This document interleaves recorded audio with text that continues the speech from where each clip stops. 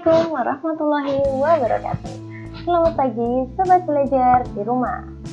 Berjumpa kembali dalam pembelajaran kita hari ini, yaitu tema 5 ekosistem, subtema 3 keseimbangan ekosistem. Pembelajaran kedua dengan muatan SPDP KD 3.4 dan 4.4, muatan IPS KD 3.1 dan 4.1, muatan PPKN KD 3.4 dan 4.4. Masih bersama Anisya Syadi. Kita awali pembelajaran kita pada hari ini dengan membaca basmalah bersama-sama. Bismillahirrahmanirrahim. Semoga pembelajaran pada hari ini dapat memberikan manfaat untuk kita semuanya. Baiklah anak-anak, mari kita awali hari ini dengan belajar. Tahukah kamu mengenai karya seni rupa Nusantara dalam tari? Tari selain menggunakan gerak, juga melibatkan karya seni rupa dalam penggunaan propertinya. Karya seni rupa adalah benda seni yang dibuat dengan media yang dapat dilihat oleh mata dan dirasakan melalui perabaan.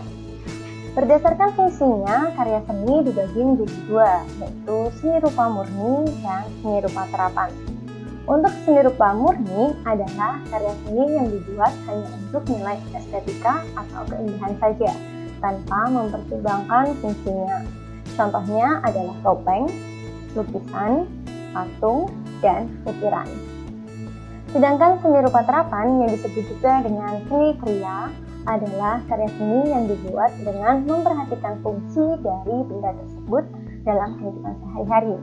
Contohnya gerabah. Gerabah yang terbuat dari tanah liat biasanya dapat digunakan misalnya adalah sebagai tempat untuk menyimpan uang atau celengan. Ada juga yang berbentuk menyerupai asbak, guci, vas guna, dan lain-lain. Begitu juga dengan senjata tradisional dan juga rumah adat. Untuk hari ini kita akan membahas seni rupa murni yang berbentuk topeng. Karya seni topeng. Topeng biasanya digunakan dalam properti tari. Topeng adalah benda dari kertas, kayu, plastik, kain, atau logam yang dipakai untuk menutup wajah seseorang. Topeng merupakan cerminan karakter atau sifat dari manusia. Ada topeng yang menggambarkan sifat kasar, lembut, gagah, halus, jahat, baik, dan lain-lain. Begitu juga dengan penggunaan warna pada topeng. Penggunaan warna pada topeng juga menggambarkan watak yang digambarkan pada topeng tersebut. Misalnya adalah warna merah menggambarkan tokoh berwatak berani, warna merah muda menggambarkan tokoh berwatak keras hati, warna biru tua menggambarkan tokoh dengan kekuatan magisnya, warna putih menggambarkan tokoh berwatak kesucian, dan warna hitam yang menggambarkan tokoh berwatak bijak dan teguh. Perhatikan penggunaan topeng pada beberapa tari daerah berikut ini. Untuk tarian yang menggunakan seni topeng yang pertama adalah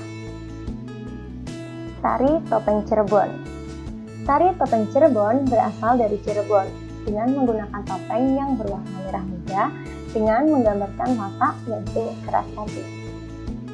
Berikutnya adalah tari topeng Bali yang berasal dari Bali dengan menggunakan topeng yang berwarna putih dengan sosok lelaki tua.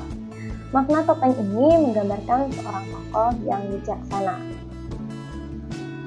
Berikutnya adalah tari topeng Malang yang berasal dari Malang, Jawa Timur. Dengan warna topeng pada tarian ini menggunakan beragam warna, di mana setiap topeng menggambarkan karakter yang berbeda-beda. Untuk tarian yang keempat adalah tari topeng Endel. Endel dalam bahasa Jawa diartikan dengan centil atau genit. Tarian ini berasal dari Tegal, dengan makna topeng di tarian ini menggambarkan wanita cantik yang murah senyum dan berkulit putih. Selain memiliki keanekaragaman tarian daerah dan juga kesenian yang ada di Indonesia, termasuk karya seni rupa, ternyata di Indonesia juga memiliki beragam kegiatan ekonomi pada masyarakatnya. Kegiatan ekonomi biasanya menyesuaikan dengan kondisi alam sekitar. Letak geografis wilayah Indonesia yang terletak di antara dua benua, yaitu benua Asia dan benua Australia, serta di antara dua samudra, yaitu Samudra Hindia dan Samudra Pasifik, memberikan pengaruh di berbagai bidang. Pengaruh letak geografis terhadap kehidupan masyarakat di bidang ekonomi, yaitu Indonesia dijuluki sebagai negara maritim karena Indonesia memiliki wilayah perairan yang luas. Banyak masyarakat yang memanfaatkan sumber daya alam di perairan Indonesia dalam berbagai bidang ekonomi. Kegiatan tersebut misalnya adalah nelayan dan petani garam. Indonesia juga dijuluki sebagai negara agraris karena sebagian besar penduduknya bermata pencaharian di bidang pertanian dan perkebunan. Jika perkebunan lebih dilakukan di daerah dataran tinggi, maka untuk pertanian dilakukan di daerah dataran rendah. 2 adalah pengaruh letak geografis Indonesia di bidang sosial. Sejak dahulu, Indonesia menjadi jalur perdagangan dan pelayaran dunia. Hal ini dikarenakan letak Indonesia yang strategis berada di jalur silang perdagangan dunia. Hal ini mendorong terciptanya interaksi antar bangsa Indonesia dengan bangsa yang lain. Letak geografis Indonesia yang berupa kepulauan menyebabkan persebaran penduduk yang tidak merata. Misalnya saja di Jawa. Di Jawa lebih banyak dibangun sarana dan prasarana. Selain itu, Jawa juga memiliki tanah yang lebih subur karena banyaknya gunung berapi yang ada di Pulau Jawa. Hal ini mengakibatkan Jawa dihuni lebih banyak orang daripada pulau-pulau lain yang ada di Indonesia. Pelabuhan menjadi salah satu jalur perdagangan dan pelayaran Indonesia dan negara lain. 3. Pengaruh letak geografis Indonesia dalam bidang budaya. Letak geografis Indonesia juga membuat Indonesia memiliki penampakan alam yang beragam. Wilayah Indonesia yang berbentuk kepulauan membuat masyarakat di setiap wilayah memiliki budaya yang berbeda-beda. Perbedaan tersebut terlihat dari beragamnya rumah adat, alat musik tradisional, pakaian adat, senjata tradisional, makanan khas daerah, serta berbagai jenis upacara adat. Selain berdagang, bangsa asing yang datang ke Indonesia juga menyebarkan budayanya kepada masyarakat Indonesia. Hal ini sudah berlangsung sejak dulu, yaitu pada zaman kerajaan yang ada di Indonesia. Akibatnya, beberapa budaya asing berbaur dengan budaya Indonesia dan budaya Indonesia menjadi semakin beragam. Hal tersebut dapat kita temukan yaitu pada Masjid Menara Kudus yang merupakan salah satu asimilasi atau percampuran budaya antara budaya Islam dan budaya Hindu di Indonesia. Berikutnya yang keempat adalah pengaruh letak geografis Indonesia dalam bidang transportasi. Wilayah Indonesia yang terbentang luas dari Sabang sampai Merauke, sebagian negara kepulauan juga, membuat wilayah-wilayah yang ada di Indonesia terpisah dalam bentuk pulau-pulau. Letak geografis Indonesia juga mempengaruhi jenis alat transportasi yang digunakan. Misalnya, penggunaan kapal laut dan pesawat terbang sebagai sarana transportasi antar pulau. Sedangkan untuk alat transportasi yang masih berada dalam satu pulau dapat menggunakan kereta api, bis, mobil, motor, dan masih banyak lagi yang lainnya. Begitu juga dengan bidang komunikasi juga terpengaruh karena letak geografis Indonesia. Seiring perkembangan zaman, masyarakat menggunakan alat komunikasi modern, misalnya adalah gawai, untuk berkomunikasi jarak jauh. Gawai atau juga sekarang disebut dengan smartphone merupakan sarana komunikasi berupa telepon, SMS, video call, dan juga email. Gawai di sini dapat membantu masyarakat untuk berkomunikasi karena adanya letak geografis Indonesia yang mempengaruhi dalam berbagai bidang, tentunya Indonesia juga membutuhkan persatuan dan kesatuan. Adanya persatuan dan kesatuan di masyarakat memberikan banyak manfaat, antara lain menumbuhkan rasa kebersamaan di antara warga masyarakat, lahirnya sikap solidaritas antar warga, memperkuat rasa cinta tanah air, dan melawan upaya untuk memecah belah bangsa oleh pihak lain.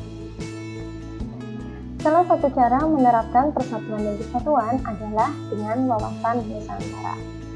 Wawasan Nusantara merupakan cara pandang dan sikap bangsa Indonesia kepada rakyat, bangsa, dan wilayahnya yang mengutamakan persatuan dan kesatuan bangsa Indonesia. Wawasan Nusantara menjadi pandangan bangsa untuk mencapai tujuan dan cita-cita nasional. Wawasan Nusantara dapat mempererat persatuan dan kesatuan bangsa Indonesia karena mengutamakan kesatuan wilayah serta menghargai keberagaman bangsa untuk mencapai tujuan nasional. Misalnya dalam kehidupan sosial budaya. Dalam kehidupan sosial budaya tentu diperlukan persatuan dan kesatuan, karena masyarakat Indonesia yang terdiri atas berbagai suku, budaya, agama, ras, dan latar belakang. Meskipun demikian, Indonesia tetap merupakan satu kesatuan.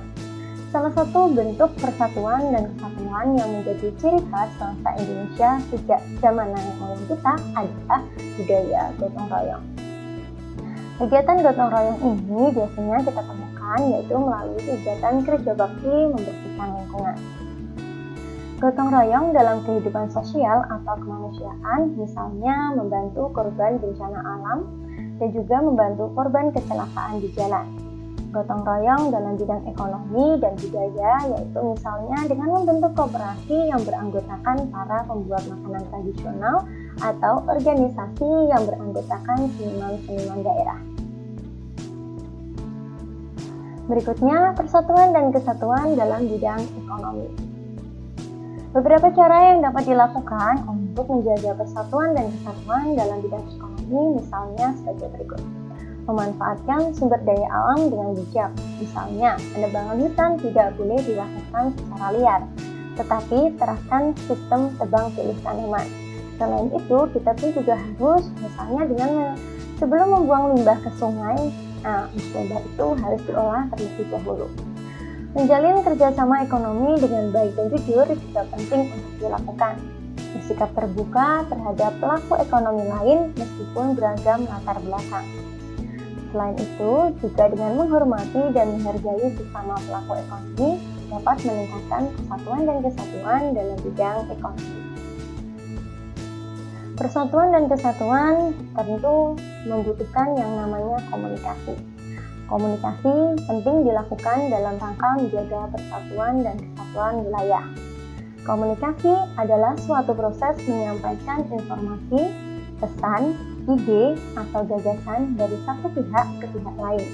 Komunikasi harus dilakukan secara efektif, sehingga tidak menimbulkan salah pengertian dan menyebabkan pecahnya persatuan dan kesatuan yang ada. Cara melakukan komunikasi secara efektif adalah dengan menggunakan bahasa yang baik, sopan, dan jelas.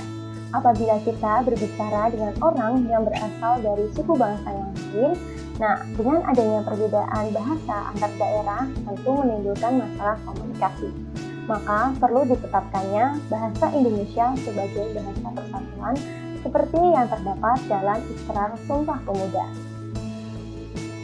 Untuk latihan kita pada hari ini yaitu pada muatan SPDP KD 3.4 dan 4.4 pada halaman 98 nomor 3, halaman 98 nomor 4, dan halaman 98 nomor 5. Untuk muatan IPS KD 3.1 dan 4.1 ada pada halaman 102 nomor 1, halaman 103 nomor 3, dan halaman 103 nomor 4.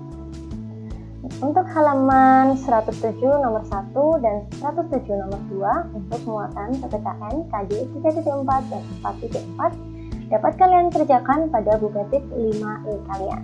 Baiklah anak-anak, sampai di sini pertemuan kita untuk hari ini.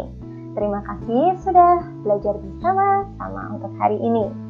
Selalu semangat belajar dan jaga kesehatan kalian ya. Semoga kita masih diberikan kesempatan untuk bertemu dalam pembelajaran kita semester depan. Baiklah anak-anak, sampai berjumpa kembali dalam pembelajaran kita selanjutnya. Wassalamualaikum warahmatullahi wabarakatuh.